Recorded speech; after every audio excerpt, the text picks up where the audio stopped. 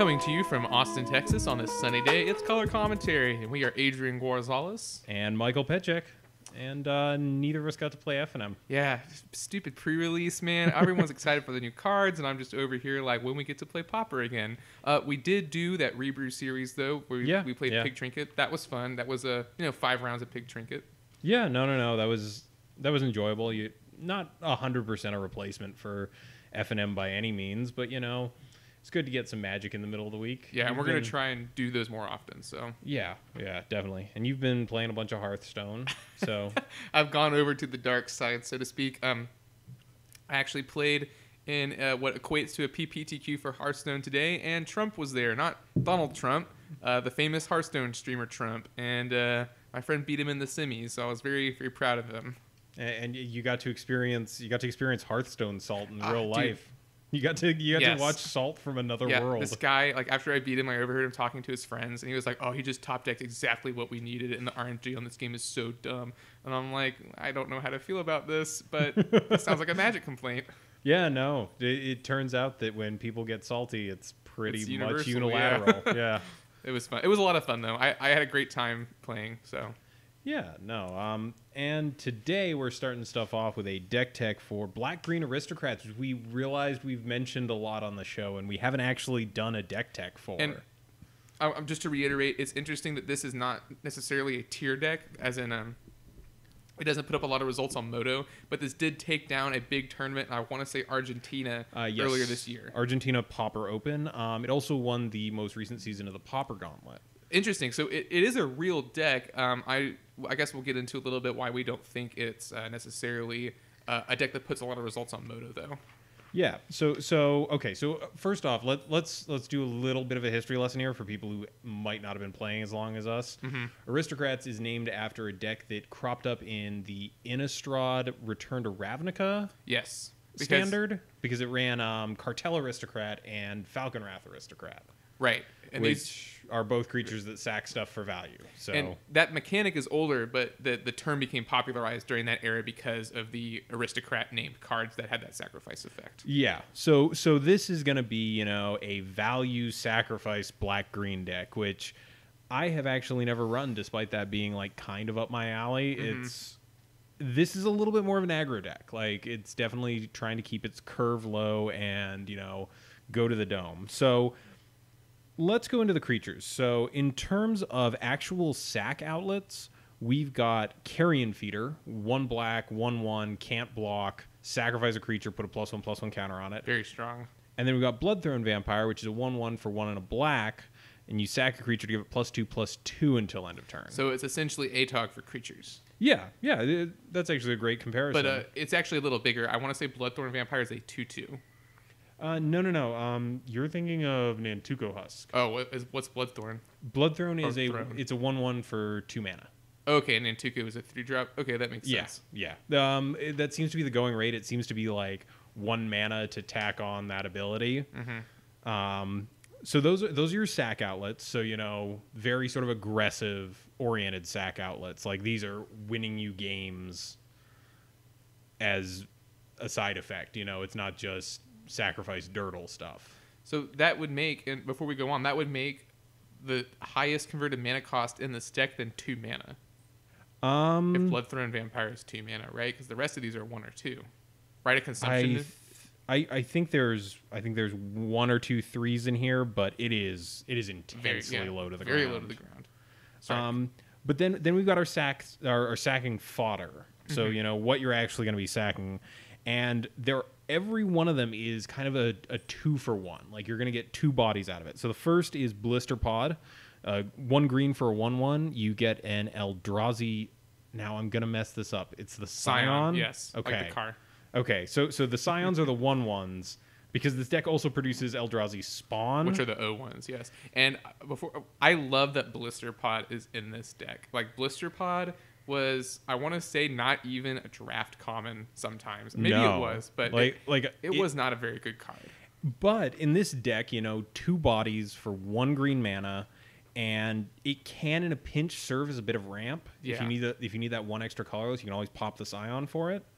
Then we've got Young Wolf, 1 green for a 1/1 with Undying. So That's kind of 2 sacrifices. Yeah, it's a staple of the Stompy decks as well. Yeah. As it's a very good Edict Eater. Yeah. Oh, definitely. It eats edicts all day long. So this is one where, if you need it, you can pop it twice into like a Bloodthrone Vampire to finish them off. Or, just at some point you can pop it, get another +1/+1 counter on it, and just have a 2/2. Yeah, it's great. It's a great card. Then we've got Brindleshote, which is a 1/1. It's a 1/1 for 2. For Green 2, and 1. green and 1. And when it dies, you get a 3/3 beast. Yes. Which is sizably bigger. So this one, again, is kind of more one of those ones where you sacrifice it, you get an upside, and you probably don't sacrifice the second thing, but it is there if you need it. Right, and interesting tangent while we're on the card. This card is worth a lot more in paper than it is on Moto because it was only printed in Plain Chase in paper. Yeah. So people want this card to be reprinted, and it's interesting that this deck is running 4 because in most decks, I think it's only like a 1 of in the sideboard, maybe. Yeah, I believe I've seen this as like a stompy sideboard card as an alternative to Young Wolf. Mm-hmm. And in this deck, it's just great. It Right, basically, it's just pure value. Yeah, if you've got the Carrion Feeder, it just kind of gets absorbed into the Carrion Feeder, and you get a coincidental 3/3. Then we've got Nest Invader, which is now I forget this one as well. Is it 1 in a green or is it 2 in a green? It's 1 in a green. It's a bear that brings a buddy. Yeah, and its buddy in this case is an Eldrazi Spawn, which is the 0/1 that you can pop for a colorless. Right. So all of these so you've got like 7 creatures here that are your sack outlets, and then the rest of the creatures, 16 in total, are just great to get eaten. So kind of as an incidental side effect, this does make it like not the worst to go up against mono black with this, just because sometimes their edicts are just going to eat things that are going to get bigger or leave a new body behind. Right. Edicts and Bolt are the 2 most popular removal spells in the format. Yep. And this deck doesn't care about either of those. Yeah. As soon as you get like a Carrion Feeder with 3 tokens on it, 3 +1/+1 counters, you're gonna basically have to get 2 for 1. It's a zombie, so it can't get hit by Victim of Night. It's black, so it can't get hit by Doomblade. It could get Grasp of Darkness, but like, who plays that card really? Like realistically, who's playing that card? I've seen it run in mono black, but like very rare.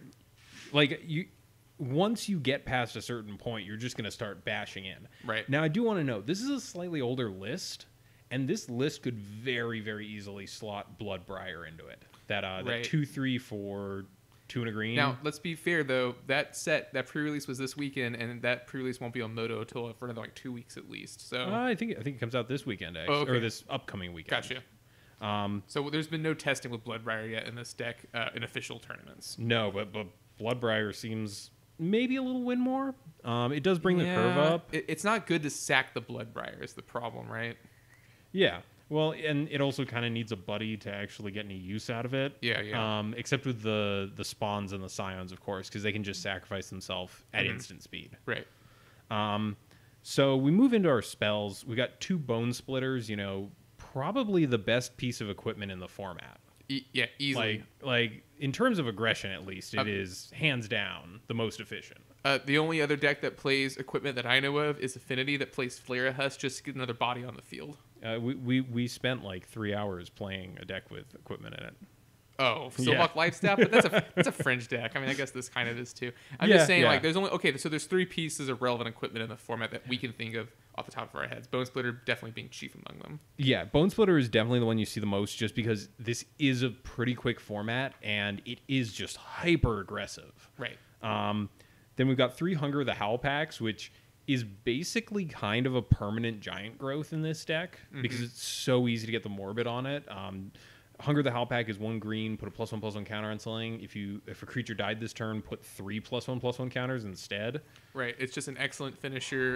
It's a huge pump.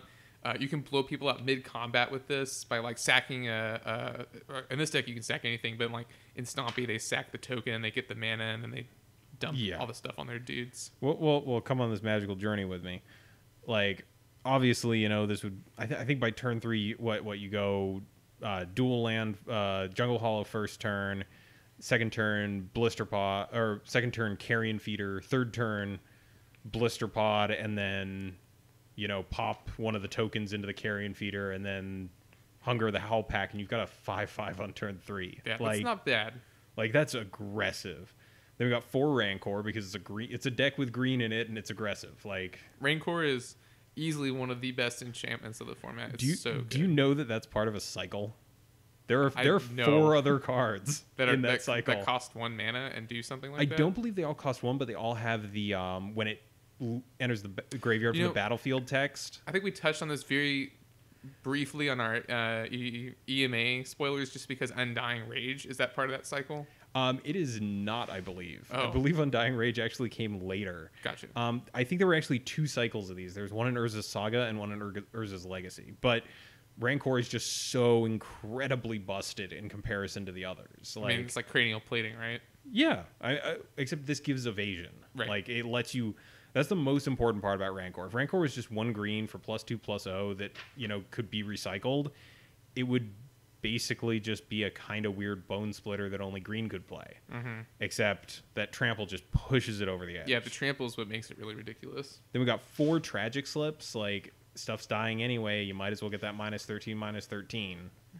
There's not really much depth to that, like, going in there. We got 4 Unearths, which hit every single creature in the deck. Yeah, I love Unearth in this deck. I just think it's so great. It's like, oh, you sack the Blister Pod, you get the Blister Pod back, you sack it again, you have 2 Scions on the field. Well, yeah, and the other deck that Unearth sees a lot of play in is Mono Black, and in Mono Black, you can only get maybe like half your creature base back with it. Right, you can get like your utility creatures, but not your finishers. Yeah, like in this, you know, if you do like the turn 1 Carrion Feeder and they immediately have the Disfigure for it, then you just get it back later. Then we've got 1 Rite of Consumption. Do you know this card? I love that this card is playing it, because that really pushes this over the edge as like, because it's fling. It's fling for source. It's a fling black sorcery. Be in 1, sack a creature. It also drains. Yeah. It also drains. So like you gain the life. You can do a non-lethal Rite of Consumption if you just need if you can push through on your next turn and you're willing to give up 1 creature. It can just be a minor like drain life effect. But I just, you know, I love fling combo a whole lot. You know, it's a big reason to play Affinity. I especially love that there's a black version of it. I especially love that this deck is playing it. Also, it's got super sweet Shadowmoor art. Yeah, like it's got the creepy fire people. I forget what they were called. It's a miser elementals. Yeah. Cinders. There you go. Something like that. Yeah, no, it's a real neat card. I like that it's a one-of because it's not something you want to be drawing into every time. This isn't... But there are some games where you'll draw it and you'll just win on the spot. Yeah, like, you know, maybe that Bloodthrone Vampire knocks him down to 6 and, you know, they're okay with that, but they don't have the counterspell backup. Right, it's exactly fling, except you gain the life and it's a sorcery. Yeah, the sorcery thing does kind of make me less of a fan of it, to be totally honest. That's why I don't play it in Affinity. Yeah. Well, then you don't... Do you actually have any black sources in your Affinity deck? 4 drums, 2 prisms. Oh, true. I mean, I play Edict in the board. All right. So our land base, pretty much what you'd expect: 6 forests, 4 jungle hollows, 7 swamps, and then just for that little bit of spice, 2 copies of Colony Garden. That's the one that you get the 0/1 plant with. Which, yeah, again, think it's excellent, very synergistic with the rest of the deck. This deck has a lot of really good synergies going for it, and when your land creates something that you can then eat later, I mean, that's just gravy. So my only concern with it is, you know, I feel like in the hands where it's good, it's really good, but I would be so worried to like drawing an opening hand with 2 Colony Gardens and no other land is just going to feel terrible because you can't play any of your sack outlets. They both come in tapped, so you're going to be slower than your opponent. But, you know, I feel like that's going to be a minority of games. So you would have to mulligan that hand because I think this deck needs a black source to get the ball rolling. Yeah, I mean, most of your like heavy win cons and interaction with your opponent, in all honesty, is all the black half of this deck. And let's be fair, there are 7 swamps. Actually, there are more green sources in here, right? There's 7 swamps, 4 jungle hollows versus 6 forests, 2 Colony Gardens, and 4 jungle hollows. So that means there is 1 more green source in this deck than black source. Yeah. But, you know, I don't think Colony Garden's the end of the world in this deck. You know, I think the situations where it's good are far going to outnumber the ones where it's detrimental. As far as the sideboard goes, it's pretty much what you might expect here. There's some spicy stuff in here, though. So 3 aerial volleys, it's a card that on its face looks like a very restricted green lightning bolt, but hoo boy, until you've killed Delver and like a fairy miscreant with this for 1 green, oh man. I have played this card against Delver. It is amazing. Like it is like I didn't think it was gonna be very good. I brought him in. It was incredible. Like basically a 3-for-1. Yeah, no. So sometimes you do get that brutal 3-for-1 on like 3 copies of Fairy Miscreant. Yeah, it was excellent. We got 2 copies of Innocent Blood, one of my favorite Edict effects. That in this deck it's not as great as it could be because you are still probably sacrificing a creature in reality, but you have so many disposable creatures. Where this is basically, a sorcery speed edict for 1 black. Well, and I can see that being an argument that this card is better than maybe Diabolic because even though you also have to sack a creature, you don't care about your creatures as much. Yeah, you just have so many creatures that can be sacrificed, and you're not going to miss them that much. 3 Natural State. Now, Natural State's the one out of Oath of the Gatewatch, correct? Correct. 1 green, blow up an artifact or enchantment with converted mana cost 3 or less? Definitely artifact, not 100% on enchantment. And then they don't gain any life, unlike the other one. Yeah, Nature's Claim. Yeah, I was gonna say naturalize, natural order. One of those, please. No, so Natural State is 1 green instant, destroy an artifact or enchantment with converted mana cost 3 or less. Okay, so cool. It hits all of your, Journey to Nowheres. It hits a lot of the early drops in Affinity. Also hits your lands. And we're seeing an uptick of this card, like more than I would think. And Really? Yeah, like I've seen it in more lists lately, and I assume it's because decks like Stompy and decks like this don't want to give their opponent 4 extra life. Yeah, I mean, in this deck, like, it is an aggressive deck, but 4 life is kind of right on that borderline. Like, and then it's also like what enchantments and artifacts, like, sure, Mirror Enforcer and Frogmite are like the only 2 I can think of that don't get hit by this. They get played commonly? Yeah, I think that's about it. Like, I think everything else gets hit. It hits circles of protection as well. Oh, yeah, which is probably pretty big because this deck doesn't have many ways to get by that. Exactly, yeah, that's awesome. Worth noting, though, Blisterpod does have Devoid, which, while it was a complete stinker of a mechanic, is kind of relevant if your opponent has Circle of Protection green for some reason. I mean, it's a stinker of a mechanic because there's no Eldrazi Temple in this format, right? yeah, that's fair. Then we got 3 Augur of Skulls. That's the spicy tech that I couldn't wait to get to. So I used to run this in a Trinket Mage list because Undying Eviling this dude is the funniest thing in the world. So Augur of Skulls is a 1/1 for 1 and a black and has a wonderfully old school style mechanic on it. During your upkeep, you can sacrifice it to make your opponent pitch 2 cards out of their hand. Now, and it also regenerates for 1 and a black. Yeah, so, for what it's worth. Yeah. So this is, instead of running Duress, they're running something that they can recur with Unearth and, just get ridiculous value out of. But, I did a couple times get to live the dream of turn 3 mind twisting my opponent with this. And I think this card is very good. I think it's a little too situational for most decks. In this deck it seems fine, but like I wish that this card had a little bit more spotlight because I think it's a very interesting take on a discard mechanic. Well, I mean, it's Mind Rot for 1 mana less. Mm-hmm. You do have to wait a turn. Right. And that's the other thing about it. It does tend to eat removal, but it also kind of forces your opponent to use removal on a less than optimal creature. Right. Either they have to spend the removal or they lose 2 cards. So yeah. So I feel like either way, you're kind of getting what you want out of it. Then we got 2 Feed the Clan, quickly becoming a staple in green sideboards, just because 10 life is actually quite a bit in this format. Yeah, 10 life is huge. You will beat a burn deck if you gain 10 life. Yeah, and then 3 copies of Respite. I don't know. It's 1 and a green. It's a fog effect, and then you gain 1 life for each attacking creature.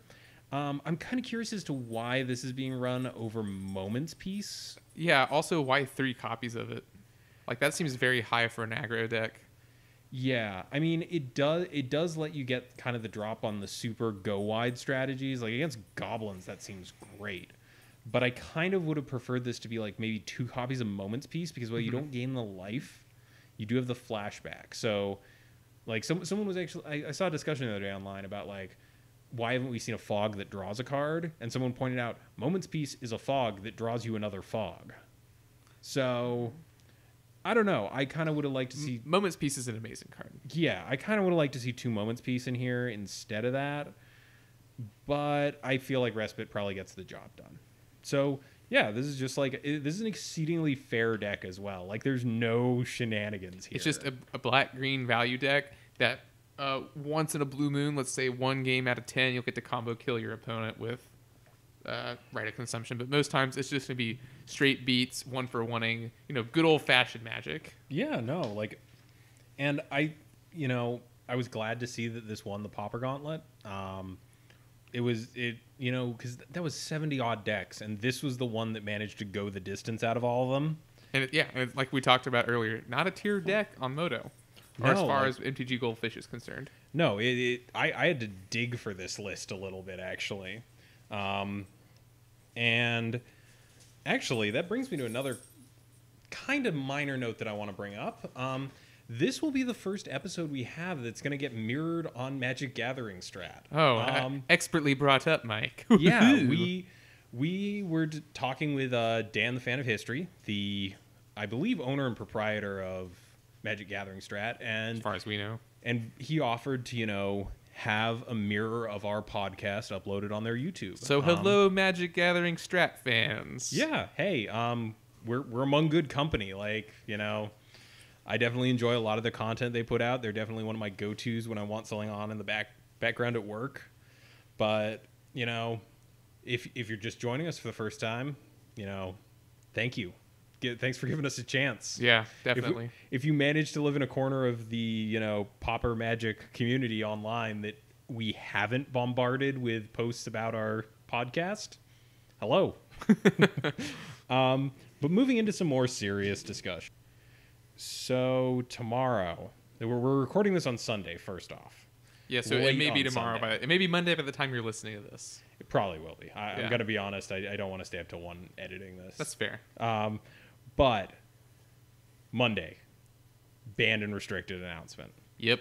We didn't want to talk about it, but we kind of feel we need to because we don't want to be alarmists now, because we have been a part of a camp that is, it's our official stance. The Color Commentary official stance has been it's too soon. It's too soon. We don't know. Yeah. I looked today. MTG Goldfish, publishes metagame stats from MTGO. I added them up. All variants of the Peregrine Drake combo deck account for 19.2% of the meta. Say it ain't so. So we had kind of been a little bit more forgiving than a large chunk of the Pauper community, because I think both of us, and feel free to correct me here, both of us felt that maybe this was slow enough and non-reliable enough. Right, and I felt a lot of people calling for the banning of the deck were having a knee-jerk reaction, remembering how broken the Cloud of Fairies deck was. I was and still kind of am of the opinion that this deck has to go off on turn 4 or 5, and maybe that's okay. Yeah, so I was also of the opinion that, it was beatable. It's a boltable body, Yes, it's in blue, but none of the decks seem too oppressive, But now we have this blue-red Drake deck that has been refined to a razor point. Yeah, now we have the data. Yeah, we now have the data. And the data is pointing to the fact that this is twice as dominant as the next deck down in the meta, which is Affinity. So let's just point this out. So it's followed up quickly by Delver, but usually Delver is top dog in this format, right? So not only did this upset the top deck, it is so format warping at this point, I feel, that another deck has kind of popped in, because Affinity does have that role of the aggro combo. Like, it can just play an aggro game. Also, I would also say that Affinity is fast enough. If you go, like, turn 2, Frogmite, 4-drop, like, Yeah. That's a pretty tough clock for the Drake deck to beat, especially if you back it up with a couple Galvanic Blasts. Yeah, with the Gal Blast and the Fling combo in there, I feel like it's well poised against this incredibly dominant deck. So I think at this point we gotta say, like, 20% of the meta is too damn much. And this is very early on in the life cycle of the deck, and people have already figured it out. And, you know, the results speak for themselves. And here's the thing I want to hit you with. It's been such a short time. Do you really fully honestly believe that this is the absolute optimal configuration for the deck? Probably not. The only thing that I'm that still the still small voice at the back, the Jiminy Cricket of Magic in my head says that maybe the meta just hasn't had time to adjust to this deck. And, you know, like, I don't know. I have a lot of mixed feelings about it because, yeah, it sucks when you see a deck at 20% that wasn't there 2 weeks ago. In Eternal formats especially, I think people like it when the metagame doesn't shift too much, like that radically. But at the same time, you know, Alex Ullman put it, we're fighting tomorrow's battles with today's weapons, right? And it's like, so has the meta just really not shifted, or is the deck really a problem? Well, I actually spoke to Alex Ullman, who, in case anyone forgot, and I'm sure you didn't because everyone gave him hell for this, he was one of the big proponents of banning Cloud when it was still in the meta. And as time showed, that made the meta much healthier when it got banned. Like, right. Immediately you saw, like, weird brews. Like, every week you could go without fail to MTG Goldfish, and if you scrolled past all the, like, tier decks, you'd find some weird brew that you'd never seen before. So I guess the issue is, again, it kind of winds up falling into that little, like, Splinter Twin in Modern trap, where it's kind of a gatekeeper deck. Like, can you beat Drake has kind of become something you need to think about if you're brewing. Like, you can't show up with something that doesn't have an answer to an not instant speed. You can't have a deck that can't interact with your opponent by turn 4 or 5. Now, here's something I want to hit you with back. People don't complain this much about Delver. Why is that? Is it because the combo is so feel bad? I think part of it is that feel bad of having to sit there for 20 minutes to half an hour waiting for your opponent to combo out.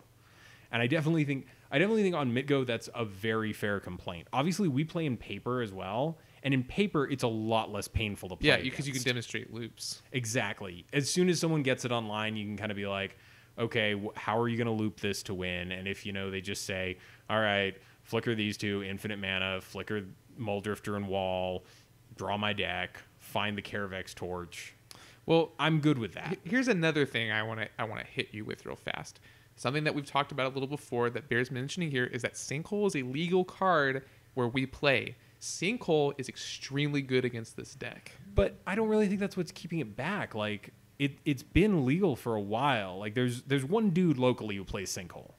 Like, let's be honest about that. There's one dude. But I guess what I'm getting at here is I wish in Eternal formats especially, and of course this isn't happening for Pauper. Modern is really where this complaint has the most legitimacy. Instead of banning cards, I wish they would print answers to cards. Like a Replicate is an answer to Counterbalance. Yeah. Right. Instead of banning Counterbalance, they printed up Replicate Miracles. Is this whole other bag of whether or not Top should be banned. but I'm just mean, like, I wish that Wizards would print more answers to cards rather than banning cards. So it's funny that you bring up Countertop, like Miracles. Excuse me. I'm used to calling it Countertop.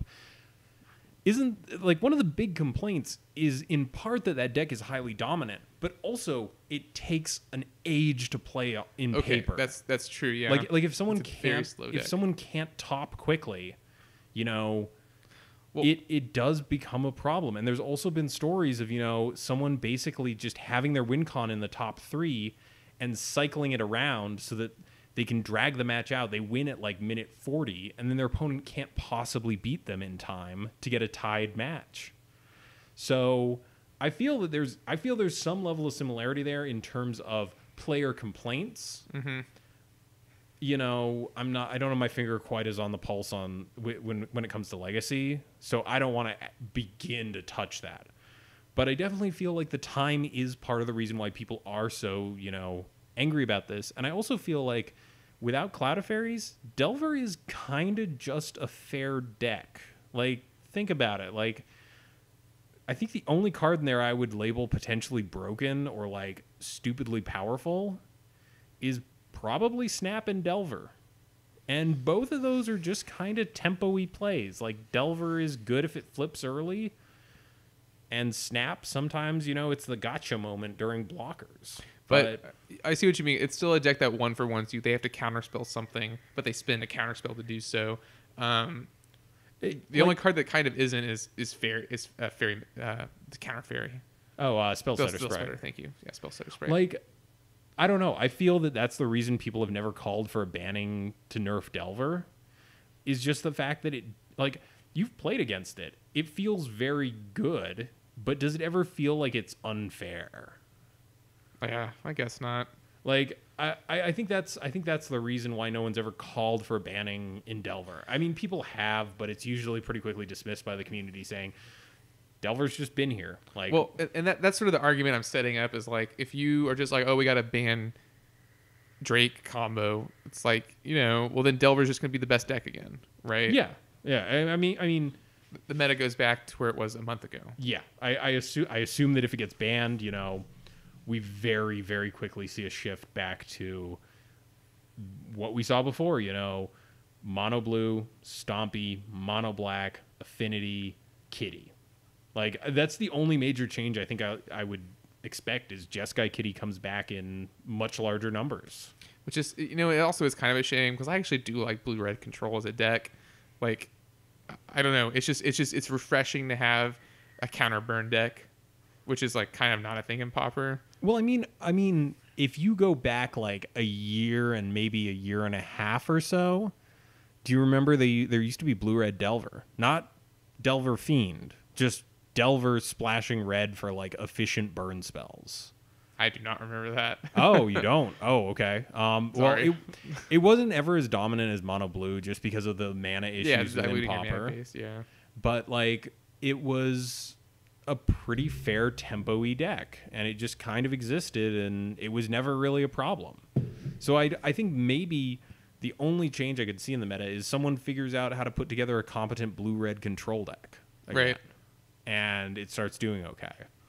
But I think it might be time for the Drake to get the axe, because it went from 5% of the meta to 10% to 20%. Right. In like 2 weeks. Like, it wasn't just like, oh, we slowly honed this over the course of a year. And even then I would kind of be like, 20% is a little high when the next deck on the list is only at about 11. But I don't know. I don't want to say ban it outright, because I want to hope that there's maybe some other ban they could have. They can't even do like you can't even ban Ghostly Flicker anymore because they just printed a new version of it. Yeah, basically. it has to be Drake. Like, it has to be the Drake. And the worst part is, like, I feel like since I spend a lot of time like fiddling with rogue lists and brews, I feel like a lot of the time as soon as blue is in the deck, I'm like, can I slot a Drake combo in here? Something that's so funny, I've been thinking about it while you've been talking. We've basically had a subject about Drake every episode since Drake became a card. Like, we've had a conversation about it, I feel like, every episode. I mean, I feel like it's just an inescapable topic. Yeah. And up until now, I was of the position of, please stop complaining. We'll see how the meta shakes out. But now it's like, it's here. But now it's kind of like, oh, so that's how it's going to be. Yeah. So let's talk odds. Is the ban going to be tomorrow or today? Okay. Yeah. God. So there was that post from the Magic developers blog where they said that they basically were calling it a wrap on EMA right around when the Cloud of Fairies ban came. So they are aware of it. They did acknowledge it. I mean, the question was specifically asking about Pauper, but they are aware of it, and they are aware that they basically just gave back the combo piece that was a problem enough that it got banned. And the direct quote was something like, if we had known that Cloud of Fairies was getting banned, we might not have put Peregrine Drake at common. Yeah. It was something to that effect. Which is, I'm still also like, I don't know. I didn't get to draft EMA when people were drafting it, but it seems very good as a common. Yeah, it's incredible. It's a free spell. Yeah, that seems like a very, very powerful effect to print, even in a set with like Mana Crypt in it. Yeah, it's a free spell, so it's always gonna be good. But like, I don't know. Like, I want to believe it's like a 50-50 on them banning it now versus when Kaladesh is about to release. But I do feel it's getting the ban. I sincerely believe that we will see a Peregrine Drake ban within the next few months. So not a question of if, a question of when. Yeah. That's fair. I can't see a world unless someone breaks the goddamn Enigma code here and figures out the perfect way to combat this that doesn't just completely make your deck terrible against everything else. I think it's too much of a problem to ignore at this point. And I really hate to sound like we're like completely flip-flopping on this issue, but I don't know. I just feel like it came out around suddenly and it was just like, oh, okay. Oh dear God. Oh, great googly moogly. It's all gone to hell. But the like, brochure said there wouldn't be this many ostriches. But like, I don't know. I feel like in this case, I don't feel bad like reversing my statement completely. To be fair, we said we would wait for the data to come out. Yeah. So we have. It doesn't look good. Yeah, it's just the data kind of showed up quicker than we expected. Yes. So we have a document for this show where we have like all our potential podcast topics, and my note next to the talk about Drake banning says, let's visit this in 4 months when it seems like it's a bigger problem. Like I literally said, let's handle this a third of a year later when I think we have better data. And we literally returned to it with less than a month from when I wrote that note. That's crazy. Like, and I really, really hated the like discourse online about it. I really just could not stand the whole like, I hate that whole like, as soon as I have the combo, my opponent should concede. I shouldn't concede because you might mess up the combo. Like, I hate reading those threads. And like those threads get way more discussion in them than like new brew lists or anything. That's like, a conversation unto itself, but when you should concede on Moto. Yeah, no, definitely. But I feel like it's just become a thorn in the side of like pauper discussion online, where again we've talked about it almost every episode since it came out in some form or another. And most of that was, you know, our interest in like figuring out, is this a problem in the format? But on the other hand, like it kind of is now. Like, and people just couldn't stop talking about it. And like, I feel that's completely reasonable because it was kind of the hot button issue. And now we're kind of coming to a head. And it's a question of, does Wizards ban it now? Or do they let it ride out for another 3 months? And if so, am I willing to ever check any pauper forum in those next 3 months? Well, we're going to have to post on Reddit. I can handle that if you want, though. Like, I'm not sure if I can take 3 months of, like, people acting like petulant children on the internet because there's a combo deck that is efficient. And I don't know. It's just... I don't want to say I'm just going to like hide away from the internet and like not check Reddit, but it certainly is tempting if we're going to have to sit through 3 months of this. I'm not kind of like trying to hold a ransom here being like, Wizards, I'll stop making my podcast if you guys don't ban Peregrine Drake. But why don't they listen to the fans? I don't know. I kind of feel like it's also maybe a case of just cut it off before it becomes a problem. But yeah, I mean, we'll just have to wait and see. But if you're ready, that does go into our next discussion. Yeah. So here's the catch. When Drake was first revealed, my immediate reaction was, this is good. We have a combo deck back in the format. Right, because up until then, we had One Land Spy, which is almost not even a deck. It's kind of just 60 cards. Well, we had like all these weird fringe decks. We had One Land Spy, Gond, Midnight Gond. Yeah, we had Presence of Gond. We had with and without impact tremors. We had Freed from the Real. Pedal Festival. Pedal Festival, a.k.a. Simic Splice, whatever you want to call it. We had the black-green Ivy Lane Denizen combo deck. Yeah, some would argue Kiln Fiend, Delver Fiend. But I feel like I'm talking about like strictly like the quote-unquote infinite combo. Right, where, okay, fair. Where there's very little coming back from it unless you have the answer in that moment.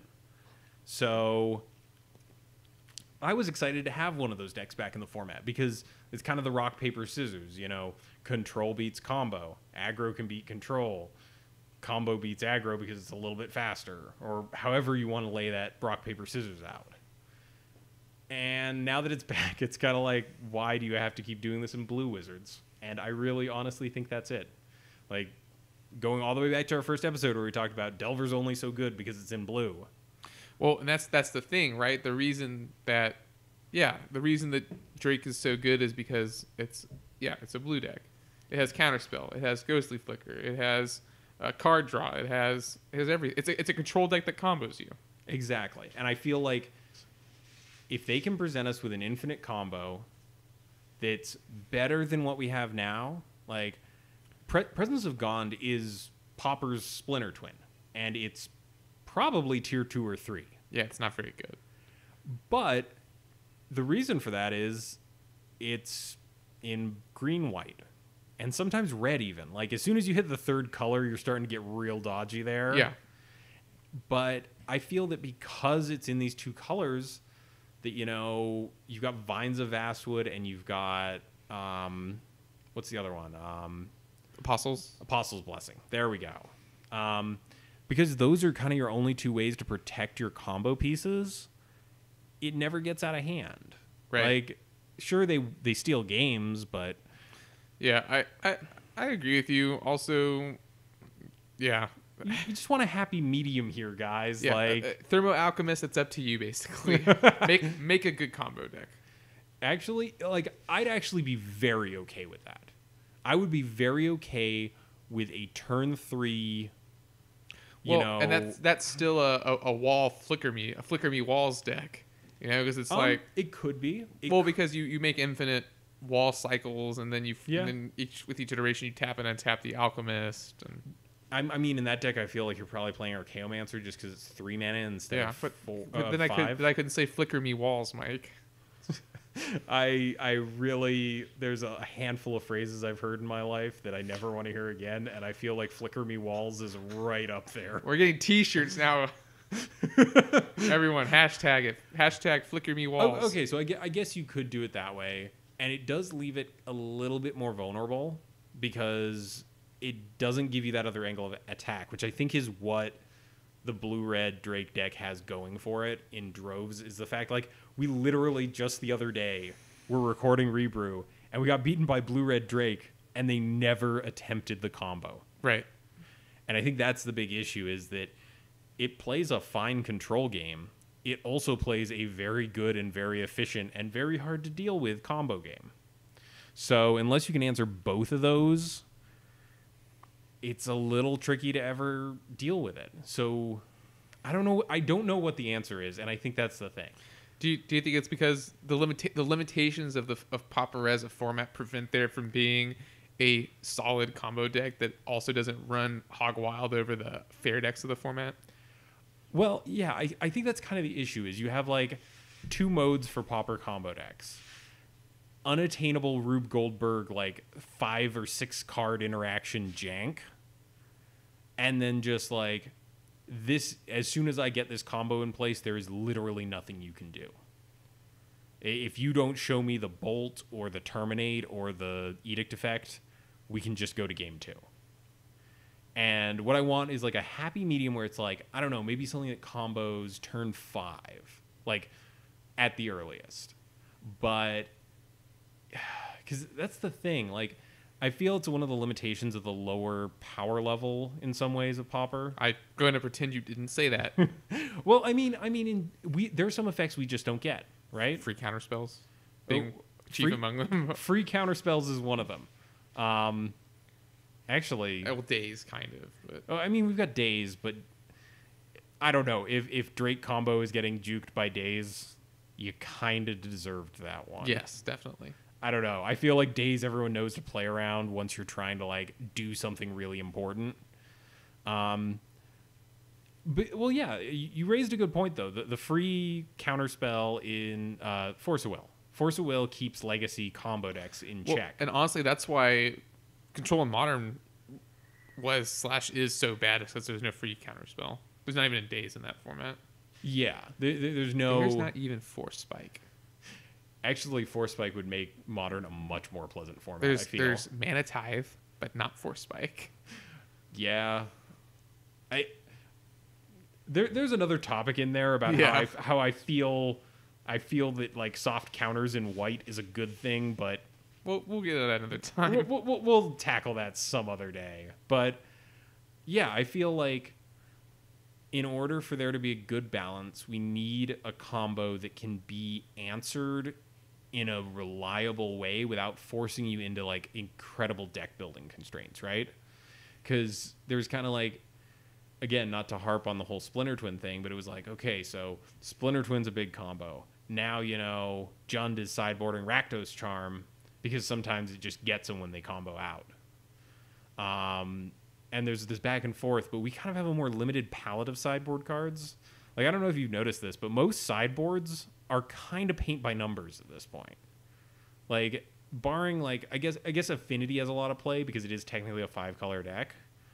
But, like, if you're playing, I don't know, let's say a Tortured Existence deck, you're going to have Fairy Macabre in your sideboard. Just because it fits. Yeah, it's uncounterable answer to Drake.